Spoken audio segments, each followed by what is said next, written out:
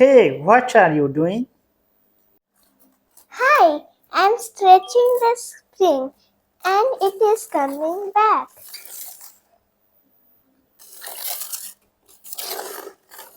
हाय, जैसा कि भी आपने इस वीडियो में देखा कि एक बच्ची स्प्रिंग को खींच रही है और खींचकर जब वो छोड़ती है तो वो स्प्रिंग पुनः अपने पूर्व स्थिति में आने की कोशिश करती है। जब खींचती है जब वो बच्ची उस स्प्रिंग को, तो उसमें कौन सी ऊर्जा आ जाती है? उसमें स्थितिज ऊर्जा आ जाती है, जिसके कारण वह छोड़ती है तो वो गतिज ऊर्जा में बदलता है और वो अपने पूर्व स्थिति में आने की कोशिश करती है। तो आज हम लोग पढ़ने वाले हैं स्प्रिंग की स्थितिज ऊर्जा और इसका एक्सप्रेशन डिराइव करेंगे। तो वो कौन सा कारण है, वो कौन सा बल है जिसके कारण की खींची हुई स्प्रिंग पुनः अपने पूर्व स्थिति में आने की कोशिश करती है। जब हम किसी वस्तु पे स्प्रिंग पे बल लगाकर खींचते हैं और जब छोड़ते हैं तो वह उसी अवस्था में नहीं रहता है, बल्कि क्या होता है, वो अपने पूर्व स्थिति में वो सिकुड़ करके अपने पूर्व स्थिति में आने की कोशिश करता है। या तो फिर स्प्रिंग को जब हम कंप्रेस करते हैं, दबाते हैं, तो वो क्या होना चाहता है, वो फैलना चाहता है, यानी कि वो जो उसका माध्य स्थिति है या उसका जो ओरिजिनल पोजीशन है वो उसमें आने की कोशिश करती है। तो ऐसा क्यों होता है? जब ये इस तरह से जब स्प्रिंग को खींचा जाता है तो क्या होता है, इसमें एक बल अपने आप क्रिएट हो जाता है, जेनरेट हो जाता है, उत्पन्न हो जाता है। कौन सा बल? प्रत्यानयन बल, रेस्टोरिंग फोर्स। कौन सा बल इसमें अपने आप उत्पन्न हो जाता है? Restoring force. और वो रेस्टोरिंग फोर्स ही है जो रिस्पॉन्सिबल होता है इसको पूर्व स्थिति में लाने के लिए। ठीक है, तो जब किसी वस्तु पे, तो ये जो रेस्टोरिंग फोर्स है वो प्रोपोर्शनल होता है -x का।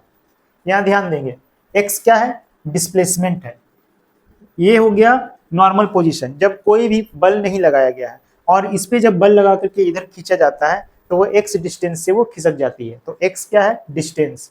एंड F जो है वो रेस्टोरिंग फोर्स है। ये क्या है? रेस्टोरिंग फोर्स, प्रत्यानयन बल। F प्रोपोर्शनल टू -x हो जाएगा। यहाँ पे माइनस क्यों लगाया गया है ये ध्यान देंगे। जब हम बल लगा करके इसको इधर खींचते हैं तो रेस्टोरिंग फोर्स उसके अपोजिट डायरेक्शन में काम करता है। जैसा कि आपने उस वीडियो में अभी देखा कि जब हम बल लगाते हैं इस डायरेक्शन में तो रेस्टोरिंग फोर्स इस डायरेक्शन में बल लगाता है। तो दोनों क्या है, एक दूसरे के सेम डायरेक्शन में है या अपोजिट डायरेक्शन में? अपोजिट डायरेक्शन में। तो अपोजिट डायरेक्शन में इसलिए यहाँ पे माइनस लिख दिया गया है। अब इसको क्या लिख सकते हैं? F equals to -kx, where k is क्या है? Spring constant. Spring constant, k क्या है? Spring constant. इसे हिंदी में क्या कहते हैं? स्प्रिंग नियतांक कहते हैं। और यही इक्वेशन 1 ही क्या है? इक्वेशन 1 ही क्या है? Hooke's law. क्या कहते हैं? समीकरण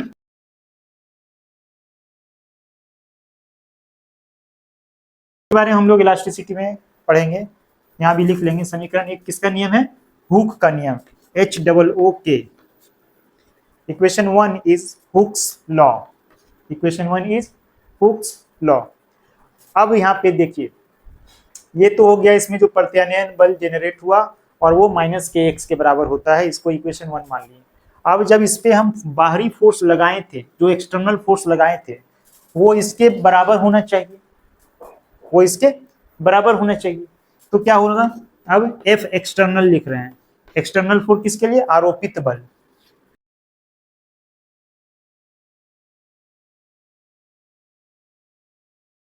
फोर्स इंग्लिश वाले लिखेंगे applied external force, F external equals to क्या होगा? -F का। यहाँ माइनस क्यों लगाया? हम फोर्स लगा रहे हैं इस डायरेक्शन में और रिस्टोरिंग फोर्स इस डायरेक्शन में काम कर रहा है, तो अपोजिट डायरेक्शन हुआ, इसलिए F एक्सटर्नल जो बाहर से हम पकड़ के उसको फोर्स लगाएं वो F एक्सटर्नल है, और वो किसके बराबर होता है? -F के, जो रिस्टोरिंग फोर्स है। अब F का वैल्यू क्या है? -kx, तो माइनस माइनस क्या हो जाएगा? प्लस, यानी +kx हो गया किसका? F एक्सटर्नल का। F एक्सटर्नल क्या हो गया? +kx। तो अब हमको क्या करना है? x डिस्टेंस तक खिसकाने में कितना कार्य किया गया, हमें क्या पता करना है? स्थितिज ऊर्जा। और पहले ही बता चुके हैं कि कोई भी ऊर्जा को अगर मापना है तो उसके लिए क्या पता करना होगा, पहले कितना कार्य किया गया, क्योंकि किया गया कार्य ही किसी वस्तु में उसकी स्थितिज ऊर्जा या गतिज ऊर्जा के रूप में समा जाती है, संचित हो जाती है। तो x डिस्टेंस तक खींचने में कितना कार्य किया गया, यहाँ पे जब उस पर कोई फोर्स नहीं लग रहा था तो यहाँ पे x का वैल्यू 0 था, 0 से x तक खींचा गया। तो इस तरह का फोर्स को, इस तरह के वर्क को निकालने के लिए क्या करना पड़ता है, इंटीग्रेट करना पड़ता है। तो इतना लिख लेंगे पहले, वीडियो पॉज करके आगे बढ़ते हैं हम लोग।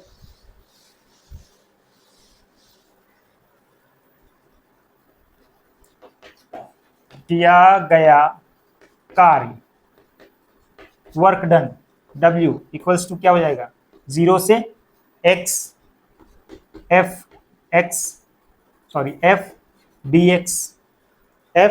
dx इंटीग्रेट करेंगे, फोर्स इनटू डिस्प्लेसमेंट, एक छोटा सा डिस्टेंस लिए अगर, छोटा सा डिस्प्लेस किए अगर dx, तो इंटीग्रेट करेंगे उसको पूरे के लिए, यहाँ से लेकर के यहाँ तक के लिए, तो 0 से x f dx लिख सकते हैं। अब आगे क्या करना होगा, f का वैल्यू क्या है, f external, actually f external, तो f एक्सटर्नल क्या है, kx है, तो यहाँ पे हो जाएगा 0 से x kx dx। अब यहाँ पे k कांस्टेंट है, उसको बाहर निकाल लेंगे, तो 0 से x dx, इसका इंटीग्रेशन क्या होगा, पिछले क्लास में बताए थे, x का जो पावर है वो ऐड हो जाता है, तो यहाँ x का पावर कितना है 1, तो 1 + 1, और यही सेम चीज नीचे आ जाता है डिनोमिनेटर में, तो x²/2 हो जाएगा, तो ये कितना हो जाएगा, हाफ के x² हुआ कि नहीं। और upper limit minus lower limit करेंगे तो x ही है अपर लिमिट, और लोअर लिमिट क्या है 0, तो 0 रखने से क्या होगा, 0 हो जाएगा, तो -0, तो उसको नहीं लिखे हैं, हाफ के x², ये हो गया वर्क डन। इतना पहले लिख लेंगे, वीडियो पॉज करके, इसके बाद आगे बढ़ेंगे। अब हम जानते हैं कि किया गया कार्य ही क्या होता है, उसमें ऊर्जा के रूप में संचित हो जाती है, चूंकि लिखेंगे किया गया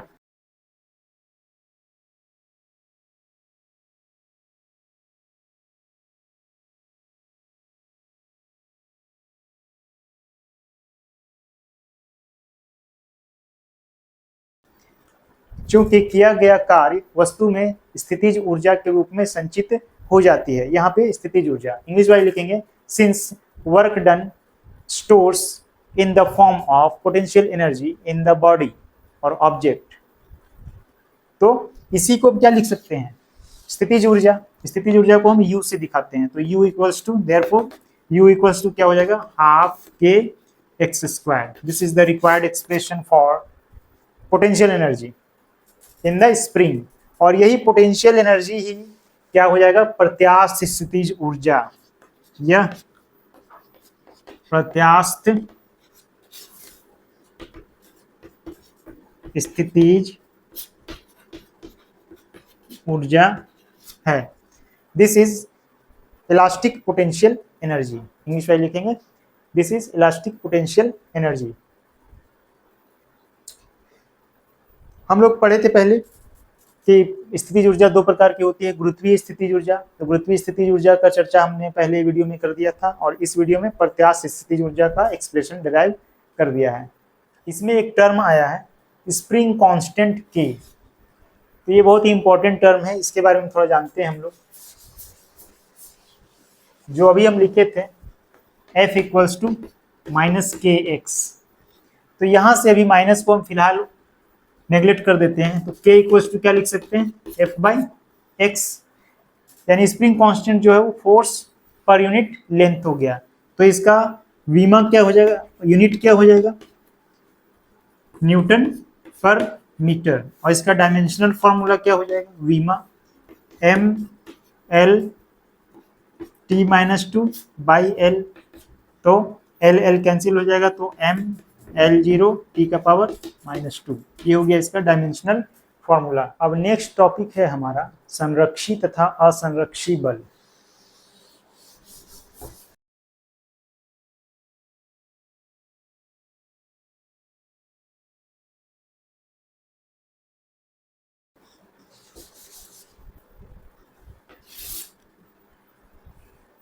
इसका परिभाषा लिख लेंगे कि वे बल जिनके द्वारा किया गया कार्य, वे बल जिनके द्वारा किया गया कार्य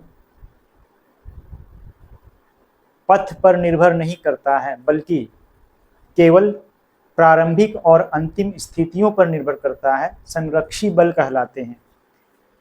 समझेंगे इसको, उदाहरण में लिख लेंगे। गुरुत्वाकर्षण बल, स्थिर वैद्युत बल, संरक्षी बल के उदाहरण हैं। यहाँ पे इंग्लिश में मैंने लिख दिया है, नोट कर लेंगे। देखेंगे क्या कहना चाह रहा है। बोल रहा है कि ऐसा बल जिसके द्वारा किया गया कार्य उस पथ पर निर्भर नहीं करता है, जिस पथ से होकर वो गुजरा है, बल्कि उस पर निर्भर करता है जो उसका प्रारंभिक और अंतिम स्थिति था। जैसे कि ये है, मान लिया कोई वस्तु, इसको जब हम ऊपर उठा रहे हैं, यहाँ तक सीधा ऊपर उठाएं, वर्टिकली ऊपर उठाएं, तो यहाँ से यहाँ तक लाने में जो कार्य किया गया, और दूसरा स्थिति, इसको जो है सो यहाँ तक उठाएं, फिर इधर लाएं, फिर उठाएं, फिर इधर लाएं, और इस तरह करके हम पहुंचे कहाँ तक, पहले वाली स्थिति तक। तो इसमें हम कहाँ गए, इधर इधर इधर इधर मूव किए, और पहले वाली स्थिति में सीधा ऊपर गए। तो दोनों स्थिति में ही किया गया कार्य समान होगा। तो ऐसा बल क्या कहलाएगा, संरक्षी बल कहलाएगा। क्लियर है? इसको हम लोग प्रूव करते हैं, संरक्षी बल को। कोई वस्तु है, इसको धरातल से h ऊंचाई तक उठाया गया, यहाँ तक उठाया गया, और इसी वस्तु को फिर क्या किया गया, पाथ बदल करके पहले ऊपर उठाया गया h1 ऊंचाई तक, फिर इधर लाया गया।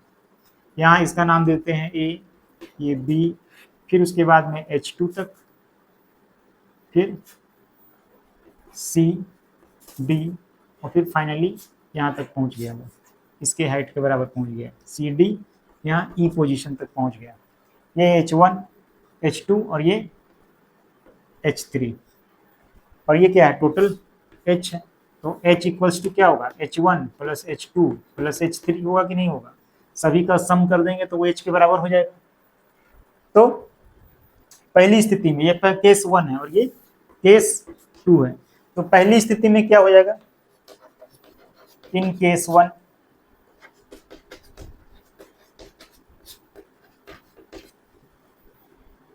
जो वर्क डन होगा W इक्वल्स टू क्या होगा, mgh। ये पहला आ गया। अब हमको ये देखना है कि दूसरा वाला भी mgh आता है, तब ये गुरुत्वाकर्षण बल कैसा होगा, संरक्षी बल होगा। अगर अलग आ जाएगा तो गुरुत्वाकर्षण बल संरक्षी नहीं होगा। तो दूसरी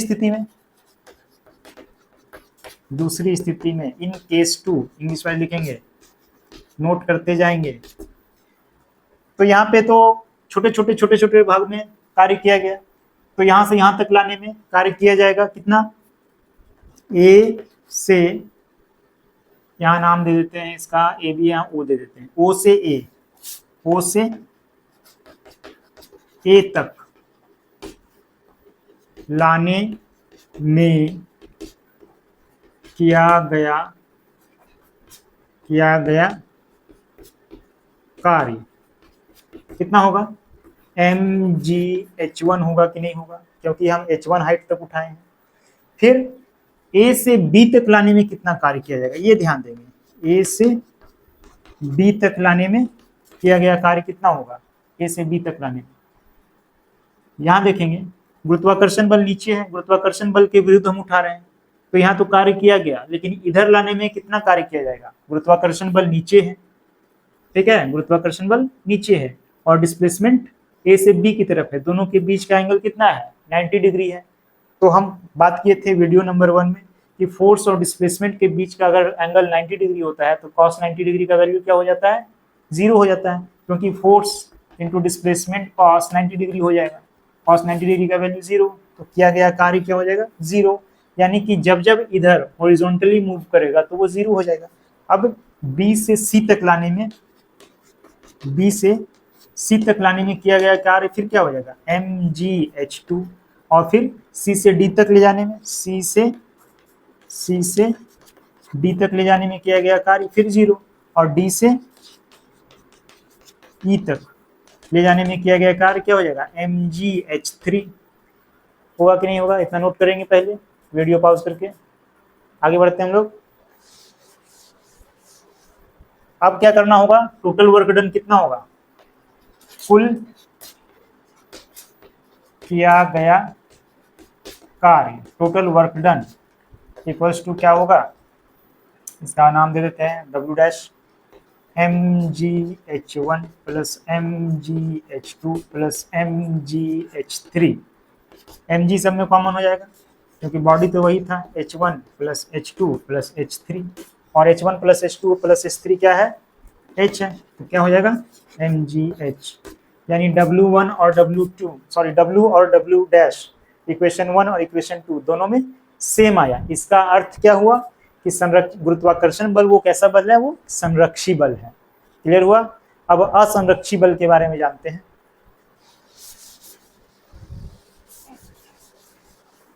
असंरक्षी बल, नॉन कंजर्वेटिव, यहां जोड़ लेंगे नॉन कंजर्वेटिव फोर्स, परिभाषा मैंने लिख दिया है, इसको नोट कर लेंगे।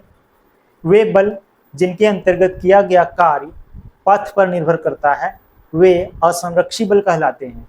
जैसे इसका सबसे अच्छा एग्जाम्पल है घर्षण, क्या है, फ्रिक्शन। फ्रिक्शन जो है वह पथ पर निर्भर करता है, तो इसको नोट कर लेंगे फ्रिक्शन के बारे में। यह अक्सर एग्जाम में पूछा जाता है कि निम्न में कौन असंरक्षी बल है या निम्न में कौन संरक्षी बल है, तो ये जान लेंगे। गुरुत्वाकर्षण बल, स्थिर वैद्युत बल, स्थिर वैद्युत बल क्लास 12 में हम लोग पढ़ेंगे, इलेक्ट्रोस्टैटिक फोर्स कहते हैं जिसको। तो ये इलेक्ट्रोस्टैटिक फोर्स और ग्रेविटेशनल फोर्स, ये कैसा बल है, कंजर्वेटिव है, और frictional force non conservative force है। नॉन कंजर्वेटिव फोर्स के बारे में और थोड़ा डिटेल में हम लोग जानते हैं कि मान लीजिए कोई वस्तु है, उसको खिसका करके यहां से यहां डायरेक्ट लाया गया, और फिर उसी, ये केस 1 हो गया, और फिर उसी वस्तु को पहले यहां लाया गया और फिर यहां लाया गया, ये केस 2 हो गया। तो क्या यहां से यहां तक खिसकाने में और यहां से यहां और यहां से यहां तक खिसकाने में सेम वर्क डन होगा? नहीं होगा। क्यों? क्योंकि घर्षण बल जो है वो विरुद्ध में कार्य कर रहा है, तो यहाँ पे घर्षण बल का वैल्यू कम हो जाएगा, यहाँ पे कम होगा, इधर किया गया कार्य जो घर्षण बल के द्वारा होगा वो ज्यादा होगा। तो इन दोनों स्थितियों में क्या हो जाएगा, डिफरेंस आएगा। केस 1 और केस 2 में क्या होगा, डिफरेंस आएगा, यानी कि पाथ पर निर्भर किया। डिफरेंस आने का मतलब क्या हुआ, ये पाथ पर निर्भर किया, ठीक है। तो ये कैसा बल हो जाएगा, घर्षण बल। घर्षण बल क्या हो जाएगा, नॉन कंजर्वेटिव फोर्स, असंरक्षी बल।